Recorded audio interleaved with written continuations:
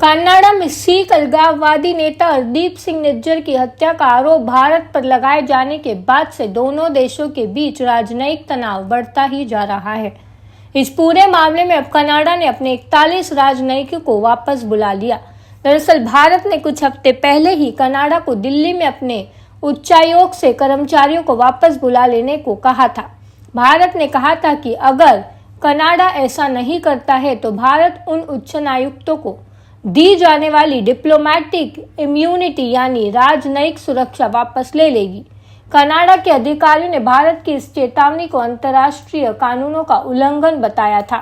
Canada के प्रधानमंत्री Trudeau ने कहा कि इस तरह की घटनाओं से दुनिया के सभी देशों की चिंता करनी चाहिए। ऐसे इस रिपोर्ट में जानते हैं कि भारत ने कनाडा से पहले किन किन देशों से अपने राजनयिक वापस बुलाए। उच्चायुक्तों को दी जाने वाली डिप्लोमेटिक इम्यूनिटी यानी राजनयिक सुरक्षा क्या है और राजनयिकों को लेकर अंतर्राष्ट्रीय कानून क्या कहता है। पाकिस्तान, भारत और पाकिस्तान ने समय समय पर एक दूसरे को देशों से राजनयिकों को निष्कासित करते रहे। सबसे हालिया उदाहरण अगस्त 2019 में हुआ।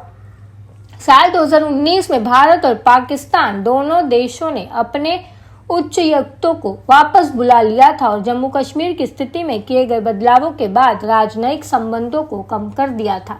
इसके एक साल बाद यानी साल 2020 में भी भारत ने पाकिस्तानी दूतावास में कर्मचारियों की संख्या और कम कर दी। अमेरिका, साल 2014 के जनवरी महीने में अमेरिका के एक ग्रैंड जूरी ने कथित वीजा धोखाधड़ी के आरोप में गिरफ्तार भारतीय राजनयिक देवयानी को औपचारिक रूप से आरोपित कर और उन्हें अमेरिका छोड़ने के लिए कहा था, जिसके बाद तत्कालीन भारत ने अमेरिका से नई दिल्ली दूतावास से एक राजनयिक को वापस बुलाने के लिए कहा था। उस वक्त भारत और अमेरिका के रिश्ते भी काफी तनावपूर्ण हुए थे। हालांकि इस पूरे मामले में कुछ महीनों बाद ही देश में नरेंद्र मोदी की सरकार सत्ता में आई और भारत अमेरिका के रिश्ते एक बार फिर बेहतर हुए। इसी लिस्ट में एक और पश्चिमी देश का नाम शामिल है जिसके साथ भारत के काफी पुराने और अच्छे संबंध हैं। दरअसल 1985 की बात है जब राजीव गांधी प्रधानमंत्री थे। उस वक्त अचानक पता चला कि पीएमओ में फ्रांसीसी जासूसों ने पैठ बना ली है और ये जासूस इंदिरा गांधी के प्रधानमंत्री रहने के दौरान ही एक्टिव हुए थे। ये बात बाहर आई तो राजनीतिक बवाल मच गया। उस वक्त के विदेश मंत्रालय के प्रवक्ता सलमान हैदर ने घोषणा करते हुए कहा कि भारत ने फ्रांसीसी राजदूत सर्ज बोइडेवेक्स को 30 दिनों के भीतर देश छोड़ने के आदेश दिए। यूपीआई की एक रिपोर्ट के अनुसार ऐसा माना जाता है कि यह पहली बार था जब इतने उच्च पदस्थ राजनयिक को सैन्य और औद्योगिकी दोनों रहस्यों से जुड़ी जासूसी के सिलसिले में भारत छोड़ने के लिए कहा गया था। कनाडा के प्रधानमंत्री जस्टिन ट्रूडो ने अपने 41 राजनयिकों को बुलाने के बाद कहा कि भारत ने राजनयिकों को लेकर जिस तरह कार्रवाई की है वो अंतर्राष्ट्रीय कानून के विपरीत है।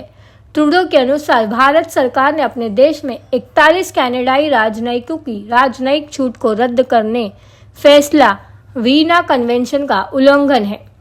ट्रूडो ने इस मुद्दे को उठाते हुए अपने एक बयान में कहा, कनाडाई राजनयिकों को लेकर भारत सरकार ने जो कार्रवाई की वो दोनों देशों के लाखों लोगों के जीवन को कठिन बना रही है।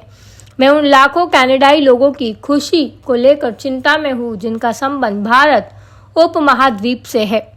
भारत ने कनाडा के पीएम के आरोप पर प्रतिक्रिया देते हुए कहा कि 41 राजनयिकों की वापसी वीना कन्वेंशन का उल्लंघन नहीं। कनाडा के राजनयिकों की वापसी दो तरफा राजनयिक समानता संधि के अनुरूप है। भारतीय विदेश मंत्रालय ने कहा, कनाडा कह रहा है कि हमने वीना संधि का उल्लंघन किया है। यह आरोप पूरी तरह से बेबुनियाद है। हमने जो कदम उठाए हैं वो कदम वीना संधि के आर्टिकल 11.1 के मुताबिक है।